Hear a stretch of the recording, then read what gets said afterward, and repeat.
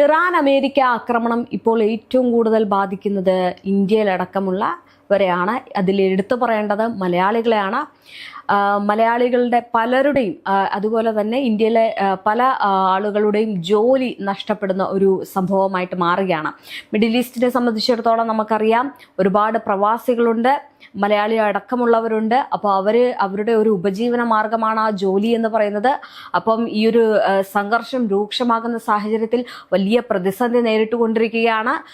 ദൈനംദിനം ജീവിതം തന്നെ ആകുന്ന രീതിയിലേക്ക് കാര്യങ്ങൾ പോയിക്കൊണ്ടിരിക്കുകയാണ്. മാത്രമല്ല, ഈ പറയുന്നത് പോലെ തന്നെ അമേരിക്കയും ഇറാനും തുടങ്ങി വെച്ച യുദ്ധം വലിയ രീതിയിൽ തന്നെ ഈ ഗൾഫ് മേഖലകളെയും ബാധിച്ചിട്ടുണ്ട്. എയർബേസുകളിലേക്കൊക്കെ തൊടുത്തുവിട്ട ആക്രമണങ്ങൾ അവിടെ ഉണ്ടാക്കിയ ഒരു പ്രതിസന്ധി എന്ന് പറയുന്നത് വലുതാണ്. അവിടെ വലിയ രീതിയിലുള്ള നഷ്ടങ്ങൾ ഉണ്ടാക്കിയിട്ടുണ്ട്. സാമ്പത്തികമായിട്ടും അവർ ആകെ മൊത്തത്തിൽ നഷ്ടത്തിലാണ്. ഇനിയും ഭയമാണ്. ഒരു കാര്യം പറയുകയാണെങ്കിൽ, ഇറാനെ ഭയന്നിട്ടാണ് ഇപ്പോൾ അമേരിക്കയ്ക്കൊപ്പം മിഡിൽ ഈസ്റ്റ് നിൽക്കുന്നത് എങ്കിലും അമേരിക്കയുടെ ഭാഗത്ത് നിന്ന്, അല്ലെങ്കിൽ അമേരിക്കയുടെ തൻ്റെതായ കാരണത്താൽ അല്ലാതെ അമേരിക്കയുടെ ഈ എയർബേസുകൾ കൊണ്ട് ഈ രാജ്യത്ത് ഉണ്ടാകുന്ന നഷ്ടങ്ങൾ എന്ന് പറയുന്നത് ചെറുതല്ല. കഴിഞ്ഞ ദിവസം UAE ഒക്കെ രംഗത്ത് വന്നിരുന്നു. അപ്പോൾ അങ്ങനെ ആകെ മൊത്തത്തിൽ പ്രശ്നങ്ങളാവുകയാണ്. ഈ പ്രശ്നത്തിൽ ഏറ്റവും കൂടുതൽ തിരിച്ചടിയാകുന്നത് മലയാളികളടക്കമുള്ള, അതായത് മലയാളി പ്രവാസികളടക്കമുള്ള ഇന്ത്യയിൽ നിന്ന് ഒരുപറ്റം ആളുകൾ അവിടെ ജോലിക്ക് പോയിട്ടുണ്ട്. ആ ജോലിക്ക് പോയവരുടെ ഒരു നെഞ്ചത്തടിക്കുന്ന രീതിയിലാണ് അവിടുത്തെ ഒരു വിവരം എന്ന് പറയുന്നത്. മറ്റൊന്നുമല്ല, അവിടെ 60 ലക്ഷം പേരുടെ ജോലി നഷ്ടപ്പെട്ടു എന്നുള്ള വാർത്തകളൊക്കെയാണ് വരുന്നത്. അത് സാധാരണയായി കുറച്ച് മാത്രമായിരുന്നു രേഖപ്പെടുത്തിയിരുന്നത്. പക്ഷെ അവിടുത്തെ ഈ അന്തർദേശീയ മാധ്യമങ്ങൾ റിപ്പോർട്ട് ചെയ്യുന്നതനുസരിച്ച്, അല്ലെങ്കിൽ അവരുടെ ഒരു കണക്ക് കൂട്ടലുകൾ അനുസരിച്ച്, ഈ വേൾഡ് ജോബ് അല്ലെങ്കിൽ ഗ്ലോബൽ ജോബ് എന്ന് പറയുന്ന ഒരു ആപ്പുണ്ട്. ആ ആപ്പിന്റെ അകത്ത് കണക്കാക്കുന്നതനുസരിച്ച് 60 ലക്ഷം പേരുടെ ജോലി നഷ്ടപ്പെട്ടു എന്നുള്ളതാണ്. മിഡിൽ ഈസ്റ്റിലാണ് ഏറ്റവും കൂടുതൽ ഇത് നടക്കുന്നത്. അതായത് അത് തങ്ങളുടെ കാരണം കൊണ്ടല്ല, ഈ പറയുന്നത് പോലെ തന്നെ യുദ്ധ കാരണമാണ് ഏറ്റവും കൂടുതൽ ഈ ജോലി നഷ്ടപ്പെടാൻ കാരണമായിരിക്കുന്നത്. പ്രത്യേകിച്ച് പ്രദേശത്തെ സംഘർഷങ്ങൾ, ഇറാൻ അമേരിക്ക പോലുള്ള സംഘർഷം വ്യാപാരത്തെയും നിക്ഷേപത്തെയും ബാധിച്ചതോടെ പല മേഖലയിലും അനിശ്ചിതത്വം കൂടിയിട്ടുണ്ട്. ഈ ഒരു ആദ്യ ഫലം എന്ന് പറയുന്നത് തൊഴിലവസരങ്ങളാണ്. അതിന്റെ ഏറ്റവും കൂടുതൽ ഒരു അനുഭവിക്കേണ്ടി വരുന്നത് ഈ തൊഴിൽ മേഖലകളാണ്. ഈ ഒരു യുദ്ധത്തിന്റെ ഒരു പ്രതിഫലം എന്ന് പറയുന്നത് ഓയിൽ ആൻഡ് ഗ്യാസ് മേഖലയാണ്. മിഡിൽ ഈസ്റ്റിന്റെ ഒരു ബാക്ക് ബോൺ എന്ന് പറയുന്നത് അത് ഈ ഒരു ആക്രമണത്തിൽ വലിയ രീതിയിൽ തന്നെ ഒരു വീഴ്ച ഉണ്ടായിട്ടുണ്ട്. ആ ഒരു സമ്പദ് വ്യവസ്ഥയിൽ വലിയൊരു ആഘാതം സൃഷ്ടിച്ചിട്ടുണ്ട്. മാത്രമല്ല, എണ്ണവിലയിലെ മാറ്റങ്ങളും കയറ്റുമതി തടസ്സങ്ങളും അതും വലിയ രീതിയിലുള്ള ഒരു പ്രശ്നമാണ്. നമുക്കറിയാം, ഹോർമുസ് കടലിടുക്ക് പോലുള്ള പ്രദേശങ്ങളിൽ ഈ കപ്പലുകൾ വരാൻ പറ്റാത്തതും അവിടെ കുടുങ്ങിക്കിടക്കുന്നത് ഈ പ്രദേശത്തെ കൂടുതൽ ഗുരുതരമാക്കുകയാണ്. മാത്രമല്ല, കമ്പനികളെ ചെലവ് കുറയ്ക്കാൻ നിർബന്ധിതരാക്കിയിട്ടുണ്ട്. അതിനാൽ തന്നെ കോൺട്രാക്ട് വർക്കേഴ്സ്, ടെമ്പററി സ്റ്റാഫ് എന്നിവരെ തന്നെ ആദ്യം ഒഴിവാക്കുന്ന പ്രവണതയാണ് ഇപ്പോൾ മിഡിൽ ഈസ്റ്റിൽ നടക്കുന്നത്. അതേസമയം തന്നെ കൺസ്ട്രക്ഷൻസ്, റിയൽ എസ്റ്റേറ്റ് മേഖലകളിലും വലിയ തിരിച്ചടിയാണ് നേരിടുന്നത്. വലിയ പ്രൊജക്ട് ഹോൾഡ് ചെയ്യപ്പെടുകയോ അല്ലെങ്കിൽ ഡിലേ ചെയ്യുകയോ ആകുമ്പോൾ തൊഴിലാളികൾക്ക് നേരിട്ട് ജോലി നഷ്ടപ്പെടുന്ന ഒരു സാഹചര്യം ഉണ്ടാകുന്നുണ്ട്. നമുക്ക് ഇന്ത്യയെ സംബന്ധിച്ചിടത്തോളം ഇന്ത്യ, നേപ്പാൾ, ബംഗ്ലാദേശ് പോലുള്ള രാജ്യങ്ങളിൽ അല്ലെങ്കിൽ അവിടെ നിന്ന് പോയ വർക്കേഴ്സ് ഉണ്ട്. അവരെയാണ് ഏറ്റവും കൂടുതൽ ഇത് ബാധിക്കപ്പെടുന്നത്. ഇനി ടൂറിസം, ഹോസ്പിറ്റാലിറ്റി സെക്ടറിലും വലിയ രീതിയിലുള്ള ഇടിവ് സംഭവിക്കുന്നുണ്ട്. യുദ്ധ സാഹചര്യങ്ങൾ ഉണ്ടാകുമ്പോൾ ആളുകൾ അവിടെ യാത്ര കുറയ്ക്കുന്നത് വലിയ രീതിയിലുള്ള പ്രതിസന്ധി ഉണ്ടാക്കുകയാണ്. മാത്രമല്ല, ഹോസ്റ്റൽ, ട്രാവൽ ഏജൻസീസ്, എയർലൈൻസ് എന്നിവയിൽ ജോലി ചെയ്യുന്നവർക്ക് ലേ ഓഫ് വരാൻ ഉള്ള സാധ്യത കൂടുതലാണ്. ടെക്നോളജി, ഓൺലൈൻ ബിസിനസ് മേഖലകളിലും ചില രാജ്യങ്ങളിൽ ഇന്റർനെറ്റ് റെസ്ട്രിക്ഷൻസ് അല്ലെങ്കിൽ പോളിസി ചേഞ്ചസ് വന്നതോടെ ഫ്രീലാൻസിങ്, റിമോട്ട് അല്ലെങ്കിൽ ആ ജോബ് ചെയ്യുന്നവർക്കും പ്രശ്നങ്ങൾ ഉണ്ടാവുകയാണ്. അങ്ങനെ മൊത്തത്തിലാകെ ജോലി മേഖലയിൽ വലിയൊരു പ്രതിസന്ധി ഉണ്ടാവുകയാണ്. നമുക്കറിയാം, ഞാൻ നേരത്തെ സൂചിപ്പിച്ചതുപോലെ തന്നെ വീട് നോക്കാൻ വേണ്ടിയും മക്കളെ നോക്കാൻ വേണ്ടിയിട്ടും അവരെ വളർത്തി വലുതാക്കാനും പഠിപ്പിക്കാനും അല്ലെങ്കിൽ അങ്ങനെയുള്ള കാര്യങ്ങൾക്ക് വേണ്ടിയിട്ട് ഒരുപാട് പേരാണ് ഈ ഗൾഫ് മേഖലകളിൽ ജോലി ചെയ്യുന്നത്. അപ്പോൾ അവരുടെ ഒരു ജീവിതത്തെ ബാധിക്കുന്ന ഒരു കാര്യമാണ് ഇപ്പോൾ നേരിട്ടുകൊണ്ടിരിക്കുന്നത്. അതായത് 60 ലക്ഷം എന്ന് പറയുന്നത് ഒരു ചെറിയ കാര്യമല്ല. 60 ലക്ഷം പേരുടെ ജോലി പോവുക എന്ന് പറയുമ്പോൾ എത്രത്തോളം എത്രത്തോളമാണ് ആ യുദ്ധത്തിന്റെ ആഘാതമെന്നും ഇതിൽ നിന്ന് വ്യക്തമാകാം. എന്തായാലും ഈ ഒരു യുദ്ധത്തിന്റെ സാഹചര്യം കൊണ്ട് ഒരുപാട് പേരുടെ ഒരു ജീവിത സാഹചര്യമാണ് ഇപ്പോൾ താറുമാറായിരിക്കുന്നത്. എന്തായാലും പുതിയൊരു തലമുറയെ കൂടി ബാധിക്കുന്ന ഒരു ഫാക്ടർ കൂടിയാണ് ഈ ഒരു യുദ്ധം എന്ന് പറയുന്നത്. ഇപ്പോൾ മിഡിൽ ഈസ്റ്റിൽ നടന്നുകൊണ്ടിരിക്കുന്നത് അതാണ്.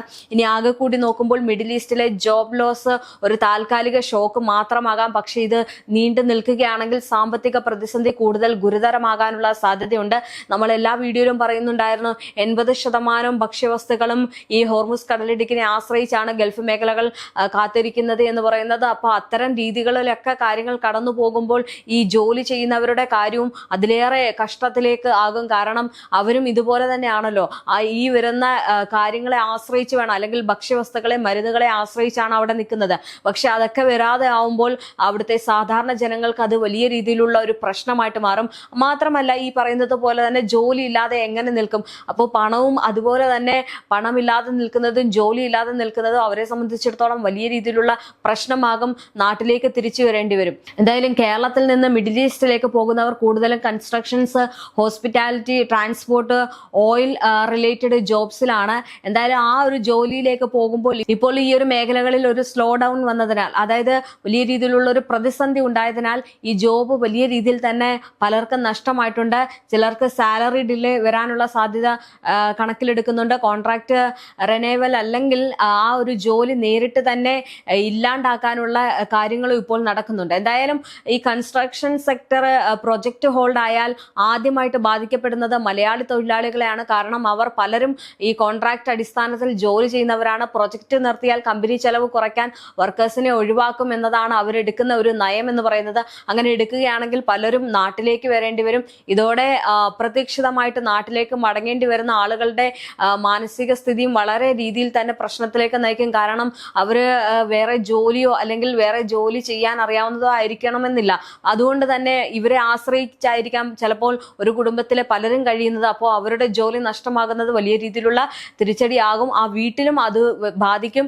മാത്രമല്ല ഈ ഹോസ്പിറ്റാലിറ്റി, ടൂറിസം മേഖലയിൽ ജോലി ചെയ്യുന്നവർക്ക് ഒരു പ്രശ്നം കൂടിയിട്ടുണ്ട്. അതായത് മിഡിൽ ഈസ്റ്റിൽ ടെൻഷൻ ഉണ്ടാകുമ്പോൾ ടൂറിസം കുറയുന്നു. ആ ഒരു സാഹചര്യം വലിയ രീതിയിൽ തന്നെ ബാധിക്കുന്നുണ്ട്. അതോടെ ഹോസ്റ്റൽസ്, റെസ്റ്റോറന്റ് എന്നിവ കുറയുകയാണ് ചെയ്യുന്നത്. അവിടുത്തെ സ്റ്റാഫിനെ അവിടെ നിർത്താനുള്ള നിവൃത്തി ആ മിഡിൽ ഈസ്റ്റിന് ഉണ്ടാകുന്നില്ല. ഇനി ഈ കേരളത്തിൽ നിന്ന് പോയ പലർക്കും ഇത് നേരിട്ട് ബാധിക്കുന്ന ഒരു സാഹചര്യമാണ്. കാരണം അവിടെ ഈ പലരും അവിടെ റെന്റിനും അങ്ങനെയൊക്കെയാണ് താമസിക്കുന്നത്. അപ്പം അവർക്കും ഇത് വലിയ രീതിയിലുള്ളൊരു ബാധ്യതയായിട്ട് മാറുകയാണ്. ഇനി ഇതിനു പുറമെ ജോബ് ലോസ് ആകുന്നവർക്ക് വലിയ രീതിയിലുള്ള പ്രശ്നങ്ങൾ ഇല്ല. അതായത് ചിലവർക്ക് സാലറി കട്ട്, ഓവർ ടൈം ഇല്ലാതാകൽ, അങ്ങനെയുള്ള ബെനിഫിറ്റ്സ് കുറയൽ പോലുള്ള ഒരു ഇൻഡയറക്റ്റ് ഇമ്പാക്ട്സ് കൂടുതലായിട്ട് കാണുന്നുണ്ട്. ഇത് നാട്ടിലുള്ള കുടുംബങ്ങളെ സാമ്പത്തികമായിട്ട് ബാധിക്കുകയും ചെയ്യും. ഈ ഗൾഫ് റെമിറ്റൻസ് ആണ് പല കുടുംബങ്ങളുടെയും പ്രധാന വരുമാനം എന്ന് പറയുന്നത്. ഞാൻ നേരത്തെ പറഞ്ഞതുപോലെ തന്നെ അവരെ കാത്തിരിക്കുന്നവരാണ്, അല്ലെങ്കിൽ ആ ഒരു കുടുംബം മൊത്തത്തിൽ നോക്കുന്നവരായിരിക്കാം ഈ ഗൾഫ് മേഖലകളിൽ ഉള്ളത്. ഇത്തരം സാഹചര്യത്തിൽ പലരും ഈ ഒരു ജോബ് നഷ്ടപ്പെട്ട് നാട്ടിലേക്ക് വരുന്ന ഒരു സ്ഥിതി ഉണ്ടാകുന്നുണ്ട്. മാത്രമല്ല ഞാൻ നേരത്തെ പറഞ്ഞതുപോലെ തന്നെ 60 ലക്ഷം എന്ന് പറയുന്നത് ഒരു ചെറിയ കണക്കല്ല. ഇന്ത്യയാണ് ഏറ്റവും കൂടുതൽ അവിടെ ആശ്രയിക്കുന്നത്. അതായത് മിഡിൽ ഈസ്റ്റിൽ ജോലി ചെയ്ത് അല്ലെങ്കിൽ നാട്ടിൽ നിന്ന് ഒരുപാട് പേര് പോകുന്നുണ്ട്. അപ്പോൾ ഇന്ത്യ അതിൽ ഏറ്റവും കൂടുതൽ ഇന്ത്യയിലെ ആളുകളാണ് പോകുന്നത്. അപ്പോൾ അത് ഇന്ത്യയെ വല്ലാതെ ബാധിക്കുകയും ചെയ്യും. ഇനി ചിലർ കേരളത്തിലേക്ക് തിരിച്ചു വന്ന് ചെറിയ ബിസിനസ് തുടങ്ങിയേക്കാമെന്ന് ആലോചിക്കുന്നവർക്ക് പോലും വലിയ രീതിയിലുള്ള ഒരു പ്രതിസന്ധി നിലനിൽക്കുന്നത് ഈ യുദ്ധം തന്നെയാണ്. പക്ഷെ അത് എല്ലാവർക്കും എളുപ്പമാകണമെന്നില്ല. എന്നാൽ ചിലവർക്ക് അത് ശരിയാകും, എന്നാൽ അത് അത്ര പെട്ടെന്നാകണമെന്നില്ല. എന്തായാലും ആകെ കൂടി നോക്കുമ്പോൾ മിഡിൽ ഈസ്റ്റിൽ ഈ ഒരു സാഹചര്യം കേരളത്തിലെ സാധാരണ കുടുംബങ്ങളിലേക്കും വലിയ രീതിയിൽ തന്നെ ബാധിക്കുന്നുണ്ട്. അതിനാൽ തന്നെ ഒരു വലിയൊരു മുന്നേറ്റം ഉണ്ടാകണം എന്നുള്ള ഒരു നീക്കത്തിലാണ് ഇപ്പോൾ അവരുമുള്ളത്. ഈ ഒരു യുദ്ധം അവസാനിക്കണമെന്ന് ആരെക്കാളും ആഗ്രഹിക്കുന്നതും ഇവർ തന്നെയാണ്. കാരണം നഷ്ടം ഉണ്ടാകുമ്പോൾ അത് ഇവരെ ഏറ്റവും കൂടുതൽ ബാധിക്കുകയാണ് ചെയ്യുന്നത്.